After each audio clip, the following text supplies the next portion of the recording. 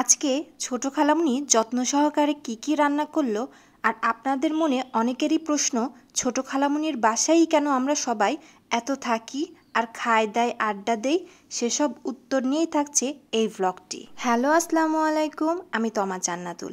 আমার পেজ তমা জান্নাতুল 2.0-তে আপনাদের সকলকে আবার স্বাগত জানাই। ছোট খালামণি মিতার বাসায় কেন এত থাকা হয়, কিসের জন্যই বা যায়, শুনুন তাহলে। আমার ছোট খালামণি আমাদের সব কাজিনদের অনেক অনেক ফেভারিট একটা মানুষ। সে আমাদের মতোই সবাইকে সাথে নিয়ে আনন্দ ফুর্তি করে মিশতে পছন্দ করে।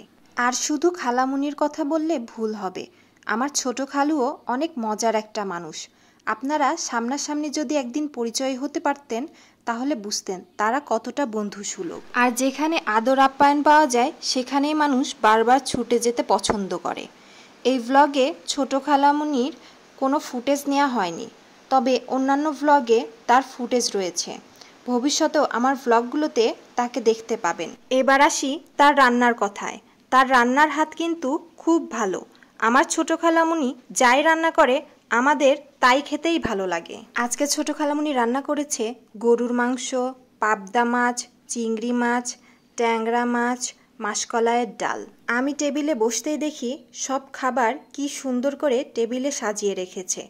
খাবার খাওয়ার আগে খাবারের চেহারা দেখতেই ভালো লাগছিল। যে খাবার দেখতে ভালো লাগে সেটা কিন্তু খেতেও বেশ ভালো লাগে।